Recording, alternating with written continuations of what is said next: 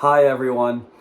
Today I will be giving you my live reaction to the college football playoff rankings by the College Football Committee. This is the first ever 12-team playoff. All the previous years have been a 4-team playoff, so an expansion of 8 teams I'm all for.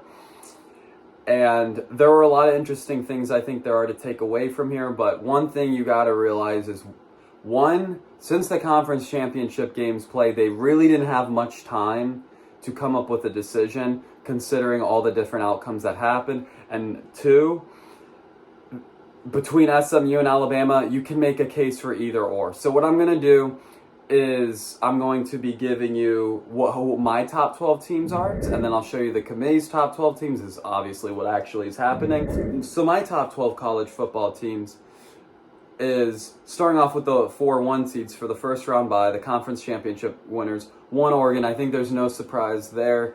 They're undefeated. They're Big Ten champions. They beat Penn State in a really exciting shootout game. No questions there. Number 2, I got Georgia. Them beating Texas, and not just beating Texas, but sweeping Texas on the season, I think counts as huge.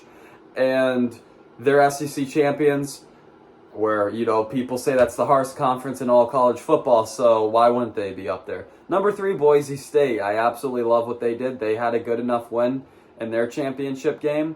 And number 4, Arizona State. They absolutely blew the waters out of Iowa State, and their running game's looking really great. So then how it works is Clemson, it was then the other champion. And so they, even though they're ranked 5 in that way, they're actually viewed as the 12th seed. That's how I have it.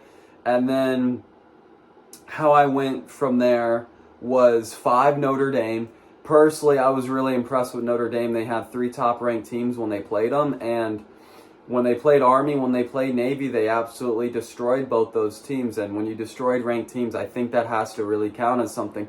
Number 6 is Texas, and don't get me wrong, they had impressive resume themselves. The only 2 losses they had was against Georgia. So they obviously played really good ball throughout the whole season when you look at all the teams they beat and all the ranked wins they have. And Quinn Ewers struggled in that game, but the great team around him, and their future is even brighter with Manning. And then number 7 is Penn State. Penn State was really interesting to me. I like them actually a lot at the 7 because just of how hard fought they were in that game against Oregon. Number 8, Ohio State. Number 9, Tennessee. That's just how it was last Tuesday, so no surprise there.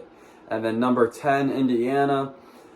I like that Indiana Hoosier team a lot. Obviously, that loss was tough against Ohio State, and that's something you're going to have to see because despite them winning the games, they lost against tough teams. So I'm really curious to see how that's going to fare. And then my last spot, I was really close and torn between Alabama and SMU, but I have to lean towards SMU. They have 1 loss than Alabama, and even though Alabama has a better strength of schedule, SMU went down to the wire with Clemson, and I absolutely agree with these guys on ESPN and the College Football Committee, which seems what they came to this decision with as well. And if you put Alabama in over SMU, you're making the statement that conference championship games do not matter at all. You would put a team that didn't make the conference championship game over a team that went down to the wire with Clemson, who won in the ACC. So that's kind of where my stance is at there too. And then my just missed teams are Alabama and Miami. So Alabama was actually my just missed team last year, but turned out well that it absolutely was the right decision by the committee of leaving FSU out. And another Florida team, Miami, just missed 12-team field. I will tell you where the games are being played. Now letting you know how you can watch the first round and the quarterfinals. Number 12, Clemson, will be taking on number 5, Texas. Home field advantage is now honored in this playoff. So it's in Austin, Texas, 4 p.m. Eastern Time, December 21st. You can stream that on TNT and Max. Number 9, Tennessee, taking on number 8, Ohio State. You can catch that one on December 21st as well, 6 p.m. Eastern Time in Columbus, Ohio on ESPN and ABC. Number 11, SMU, taking on number 6, Penn State.